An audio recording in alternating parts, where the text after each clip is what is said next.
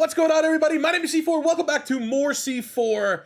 And before I drop my dream Philadelphia Eagles offseason video that I've been getting hit up on social medias, when I'm going to be dropping it over here on my second channel, I kind of want to do a stay or go series where I'm going to break this into two different videos, the offense and the defense, and we're going to talk about the roster. Do they keep them? Do they trade them? Do they release them for every single offensive position?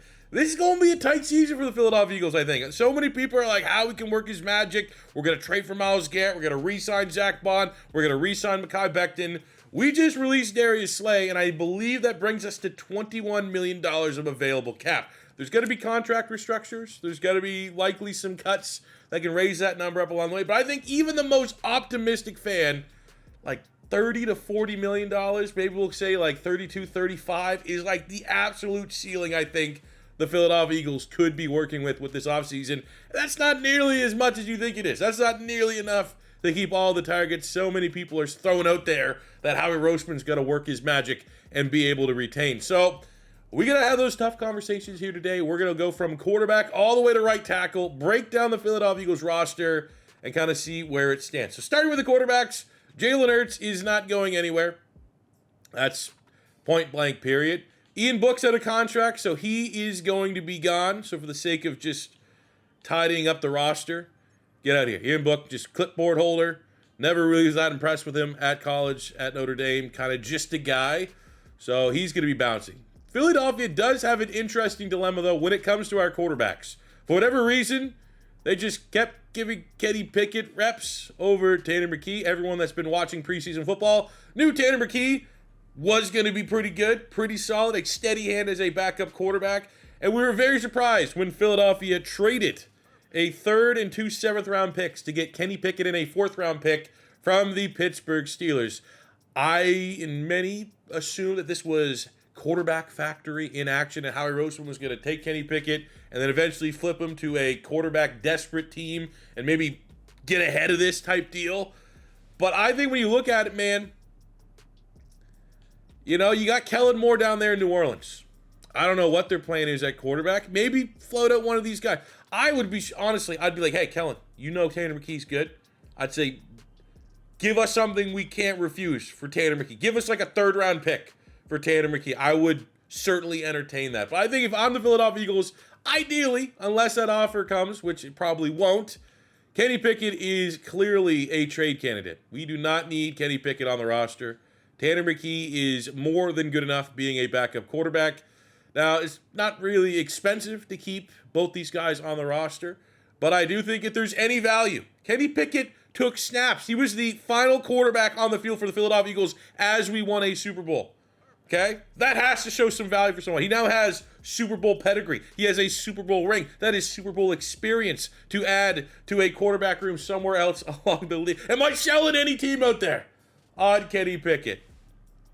I think ideal scenario, if I'm doing this the way I would flip Kenny Pickett. Are you going to be able to recover that 3rd-round pick that we gave up? Probably not, but if someone comes along and says 5th-round pick for Kenny Pickett, I think you take that and run and go into the year with Jalen Hurts and Tanner Mekhi as your QBs. But if someone was impressed with what we saw from Tanner Mekhi, someone like Kellen Moore, that's Cena behind closed doors. Someone like Nussmeier, who's down there in New Orleans as well. Tanner Mekhi is a better quarterback than Derek Carr. Okay? I could say that with he's at minimum. I'll say at minimum. Tanner Mekhi is better than Spencer Rattler. If you are viewing Spencer Rattler as the young developmental quarterback in New Orleans, Tanner Mekhi is better. So maybe we can get some value there from the Saints. Now let's take a look at the running backs. I released Davis Price. That frees up actually about $1 million, and I think every little bit will count for the Philadelphia Eagles. Kenny Gainwell is the big name. And how has he been in here for 4 years? That makes me seem so old. I remember just like yesterday. It was a draft. We got him out of Memphis. He was one of my sleepers. And I was like, Philly, let's go get Kenny G. If we're getting a running back, we need to get Kenny G. A couple hours later, they draft Kenny Gainwell. I was probably the most excited for that pick over almost any other pick. It was probably my favorite pound-for-pound pick of that class for the Philadelphia Eagles. And now here we are. Nick Sirianni has gone on record saying Kenny Gainwell is his favorite player.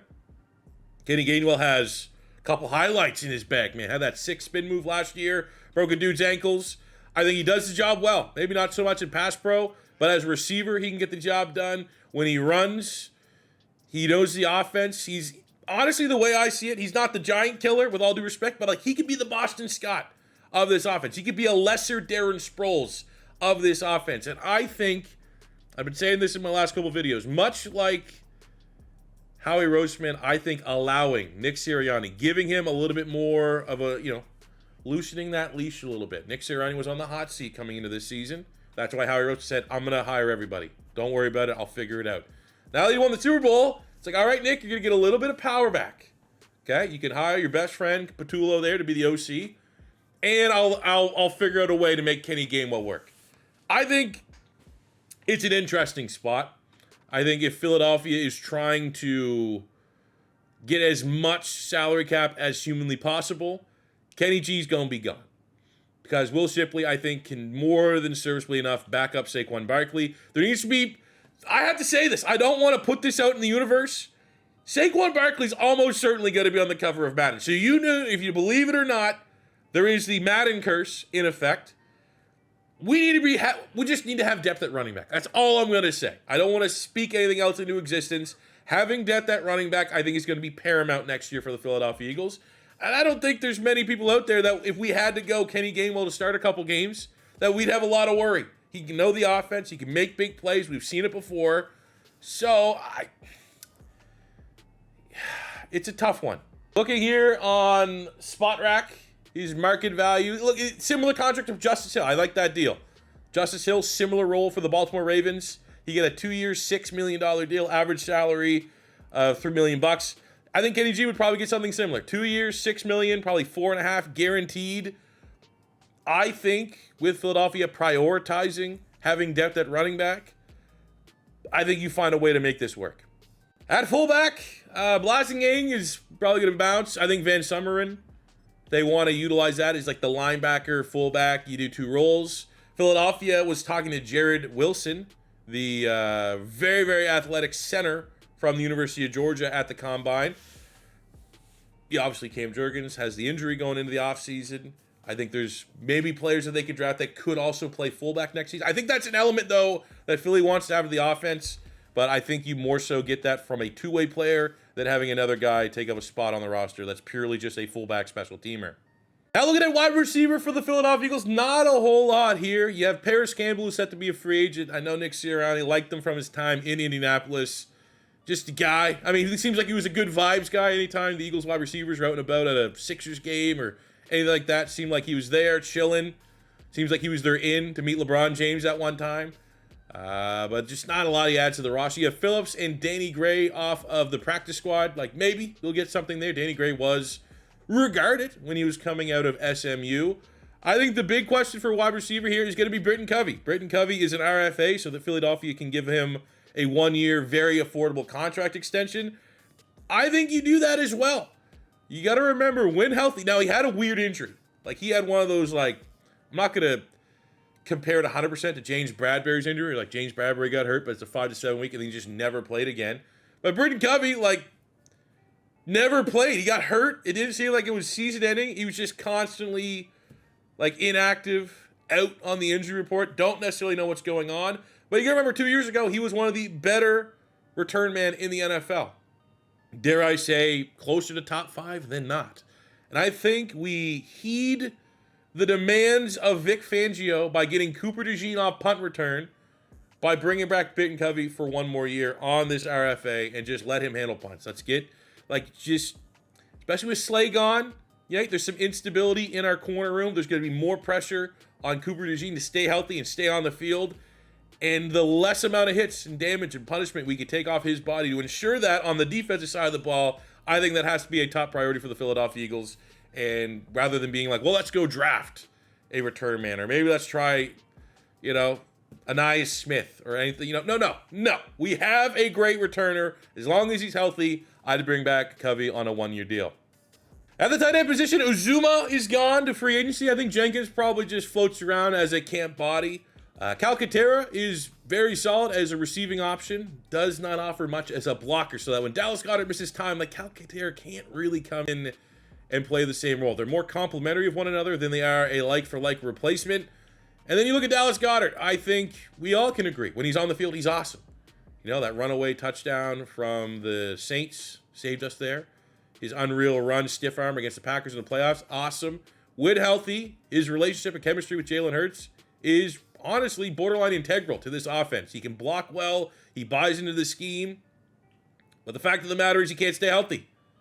He is absolutely better than the top 10. He's probably like the number... I think he's closer to top 5 than he is top 10, but we're all going to be biased here. He just...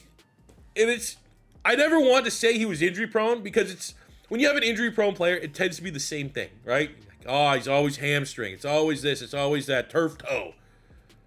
It always is just something different with God. He gets tackled weird, some freak tackle, some concussions, dirty hits, weird hits. It's always something different, but he's always out of the lineup. So I do think for the Philadelphia Eagles, drafting a tight end this year in a very strong tight end class would be important. I've constantly had them mocked getting Terrence Ferguson from Oregon. You know, we're talking, I don't think I'd make a big-time investment. Now, if a Tyler Warren from Penn State, a Colson Loveland out of Michigan is there at pick 32, we could have an interesting discussion. Because it wasn't too long ago that we drafted Dallas Goedert when Zach Ertz was clearly and undeniably our starter. And his availability was a lot better than Dallas Goedert's. Well, you just saw the writing on the wall there a little bit and an opportunity. And at that time, it felt kind of good because we leaped in front of the Dallas Cowboys, who clearly going to get Goedert. So it's always a little bit of a, taste a little bit sweeter when you do it like that. But I do think there could be a situation at the end of that first round if one of those tight ends slips a little bit. Colson Loveland is an outstanding route runner. You could honestly put him in the slot if you wanted to as a rookie. That could open itself up to an opportunity. Philly has shown interest with a couple tight ends in this class. Terrence Ferguson, who I've talked about. Gunnar Helm from Texas, absolute dog. Like rolled his ankle on his first 40-yard dash, still did the whole combine, and they posted pictures later because his numbers were terrible. That is like his ankle was all blown up. So like that's bonus points. I'm sure he's going to go to the Texas Pro Day and light it up. Mason Taylor from LSU, son of Jason Taylor, legendary pass rusher. He'd be awesome. They interviewed, I think, Thomas Fidone from Nebraska, more of a blocking tight end, but he had big-time, like a 9.2 RAS or something like that. Big-time athlete. So Philly is doing their homework on the tight ends. I think that is advisable. And maybe next year, going into 2026, like this next offseason, Goddard's probably going to be one of those names that could be a salary cap casualty, which sucks to say, but just, he's 30, injury prone, can't stay on the field. You need to have insurance for that. I don't know if we have that on the roster right now. So let's work our way across the offensive line. We'll start with the tackles. You have Mailata and Darian Kinnard under contract. Brett Toth is versatile, but the fact of the matter is that the Philadelphia Eagles release him right now, according to the salary cap on the internet. That's $1 million. $1 million is $1 million. A lot of these guys that are a little bit more, like you're getting vet minimum over a rookie minimum. That's going to be like kind of, I think, the difference maker for the bottom line of the Eagles salary cap this year. It's going to be tight. And someone like Kinnard got great praise from Lane Johnson saying that he could start. I believe literally the quote was, I think Kinnard could start on a bunch of teams around the league. So that kind of speaks how highly the room thinks of him. I mean, Kinnard was excellent for the Kentucky. He's one of the better tackles in the SEC. I believe he was first team all SEC, if not second team all SEC while he was there. So we feel pretty good with him. And if you have to go in with him as your swing tackle next year, I think you can live with that.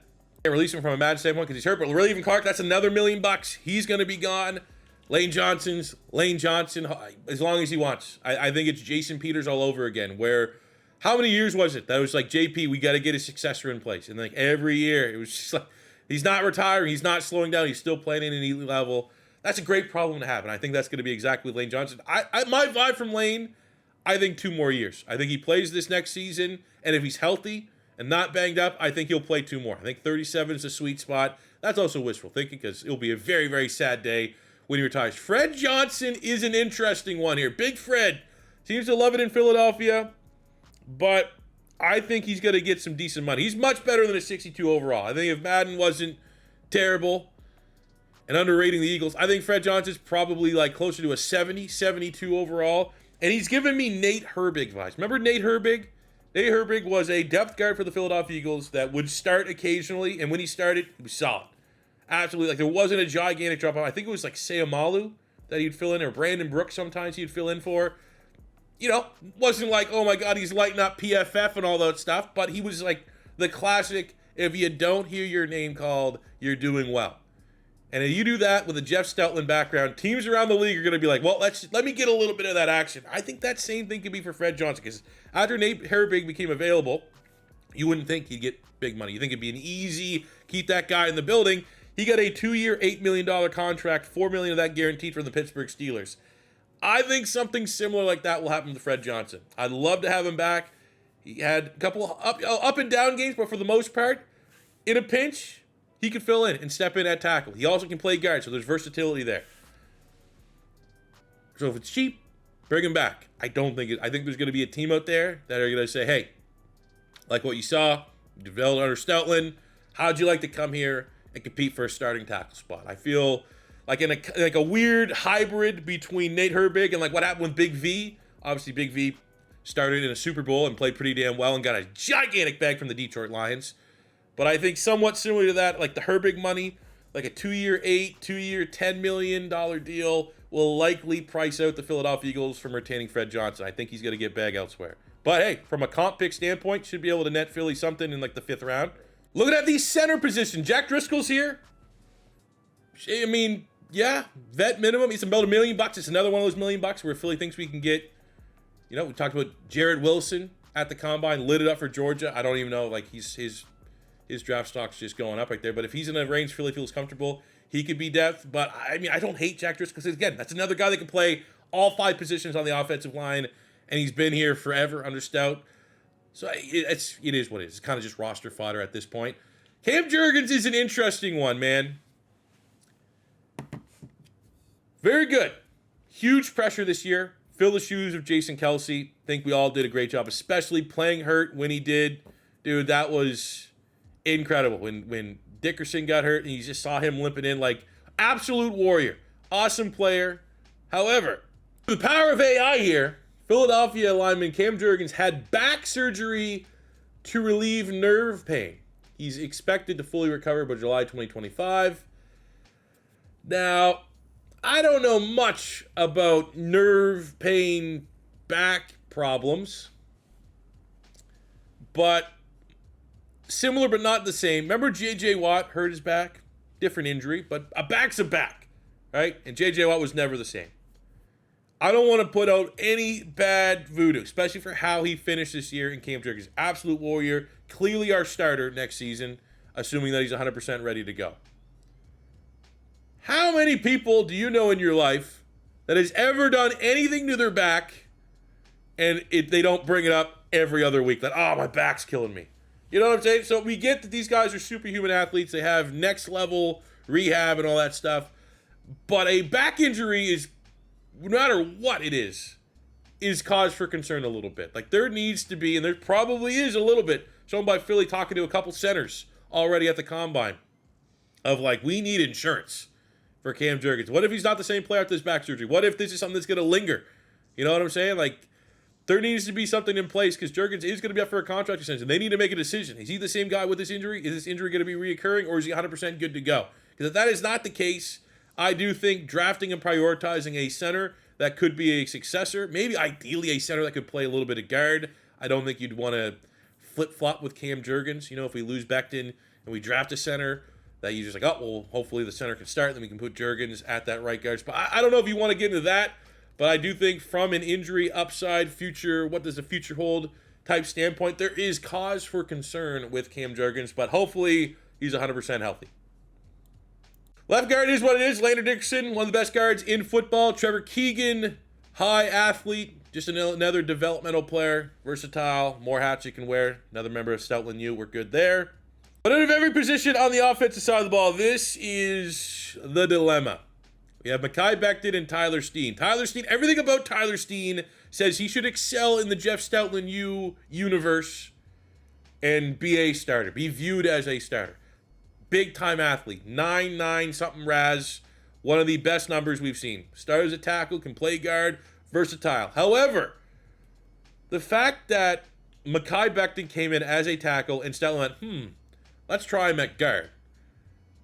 There's pros and cons to that. The pro is like, man, Stoutland just saw right away, this guy here is going to be as good as we saw he was, and that's why Stoutland's the best in the business. Two is something about Steen said, can we try someone else at guard? Now, I don't know if that's just Steen's the young buck, but he's not really that young because he's only a year younger than Mekhi Becton. But maybe there's just something like that. Does feel like he's a little handsy. Like Steen, when he's in there, penalties, I feel like he got like every time he had to play like a couple drives, he was good for a penalty. So maybe there's something there, but this is the hardest decision for Philadelphia. Do you trust Steen enough that we save a little money with Mekhi Becton? Because if that's probably what's best for this team. If you're looking at the big outlook, big picture of this Eagles team, it's Steen just wasn't ready this year, and he's going to be the starter next year. And then we don't have to pay Mekhi Becton whatever the hell the price, because who knows what this price is going to be. Mekhi Becton is, even maybe more so than ZACK BAUN, the most polarizing, what's he going to get paid on this whole pending free agent class. Here's what the experts think. Mekhi Becton should get something around 4-year, $40 million deal. I think it might be a little more. Like you go down here to the base, they throw a 4-year, $62 million. I think it'd be closer to that than 40. If Damian Lewis, formerly of the Seahawks, who were not a great O-line, got 4-year, $53, I think that's probably going to be the target number for Mekhi Becton, because Mekhi Becton, 26, still has he's just starting his prime. Can he also play a little bit of tackle? Like, there's versatility there depending on what the market deems his true value to be. I think the dilemma comes in that Mekhi Becton was a headache for the Jets. There's constant weight issues. There was constant sporadic play. He was flirting with a bust. He was a bust. The Jets that's why they got rid of him. They're like, no, you're a headache. We don't want to deal with you. Get out of here. And then Stoutland was like, yep. And by the way, you go look at my dream offseason last year, I said Mekhi Becton was the guy I would sign on the offensive line. Now, I had him more as a tackle, but I still had, that was a nice little check back for old C4. Kind of know what I talk about here every now and again. But as far as perceived outside value, I think it's just safe to assume, with how desperate teams are around the league, with bad offensive line play, someone is going to take the gamble and back up the Brinks truck for Mekhi Becton. This whole, maybe Mekhi will take a team-friendly deal, loves being here in Philadelphia, thriving under Stoutland, yada, yada, yada. It's the same thing that's going on with ZACK BAUN. These guys want to get paid. They got their Super Bowl now, too. It's not even like, oh, let's run it back and have that motivation. Now, yeah, if you want to try to build a little bit of a dynasty, but coming off a Super Bowl win, a lot of these guys now are like, I got the Super Bowl, let's get this bag. Because how many more of these contracts I'm going to get? Especially in someone Mekhi Becton's case, he was at the lowest of lows. He was not, rookie, first-round pick. No one wanted him. Now he's great again. So, there's that fear of well, do I cash? This could be my last time to cash out. I'm going to cash out while my value is at an all-time high. And I bet you that's what his agent's thinking. And that's probably what's going to happen. However, I think there's an interesting dynamic here of teams could be scared off of Mekhi Becton. If you are, I don't know what team would be and have enough money to pay for him, but if you are, I'm just going to throw the Jags out here because they just spent a lot of money for agency. I don't even think they need a guard. But if you're the Jags, right? And you're Mekhi Becton wants $40 million. And of that, probably 25 to 30 guaranteed. If it's 40, let's say it's 45. You probably want 25 or 30 of that guaranteed. Are we going to get the Jeff Stoutland, Philadelphia Eagles, great environment, Mekhi Becton? Or are we going to get the headache that was with the Jets? And I feel like maybe there's a chance. That's the only way a Mekhi Becton contract could come back in favor of Philadelphia, is if that's the word on the street. Teams are scared off because they don't know what Mekhi Becton they're going to be getting. We also don't know what does Philadelphia think about Mekhi Becton. Does Stoutland think that, he's only 26. Does he start at guard, and then let's say Lane Johnson retires next year? Maybe we won't give him 2 years. Say Lane plays for one more year. Do you feel comfortable that Becton at 27, and you give him, say, a 4-year deal, you have him under contract for 3 more years? Do you think he could slide out and be right tackle, and then you move Tyler Steen at that time to be a starter at guard? Is that in the cards? My opinion on this is I think he's gone. I think not from a lack of unwillingness from Philadelphia. I think Howie Roseman values the trenches more than any team and any GM in the NFL. But I think in this scenario, there's enough desperate teams around the league that are just, I don't even know if desperate's the right word, for good offensive line play, that they will gamble that Mekhi Becton is now this at guard, and they're going to pay him just way more than what Philadelphia could realistically offer with all the other mouths that we need to feed. And I think if that decision happens, I think we need to be fine with it. Because I think there's some element of Jeff Stoutland that needs to be valued here. Because I think if Jeff Stoutland thinks that Mekhi Becton is worth the price of admission, I think Howie would value that and we would get this deal done, even if it's a ridiculous deal. I think if Jeff Stoutland thinks that Mekhi Becton is a tackle waiting, he can play tackle, it's just because Lane's there, we have him at guard now, and hey, Howie, like this is our guy. He'll play guard now, and he could succeed Lane when all is said and done. I think this might be even a bigger priority than ZACK BAUN. But I think if we let him walk, there's going to be an element of Jeff Stoutland saying, nope, Steen's ready. I know the price for Becton. I'd like to keep him. But at that price point, let's go with Steen.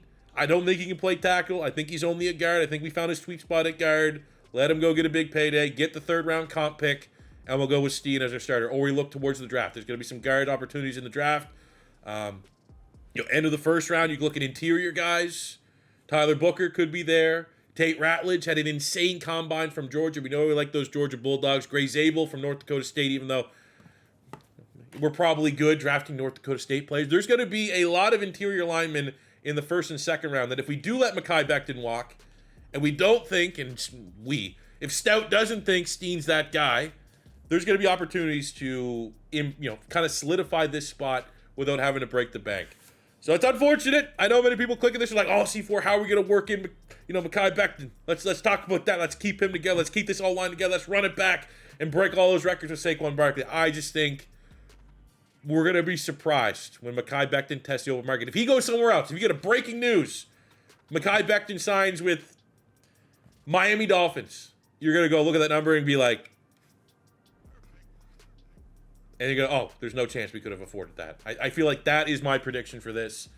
But in a perfect world, to manufacture something, teams are scared of what Mekhi Becton they're going to get. They think they might get the Jets Mekhi Becton. They think he's a product of this Philadelphia environment. And maybe we can bring him back to a long-term, very reasonable contract extension. And Howie is an absolute wizard. But who knows? We'll wait and see. That is my stay or go, though, for the Philadelphia Eagles offense.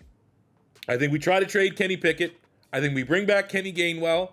I think we bring back Britton Covey on a 1 year. I think we lose, unfortunately. I don't think the free agents are gone, but I think we lose Fred Johnson. Get a comp pick there. I think we lose Mekhi Becton. Get that third-round comp pick.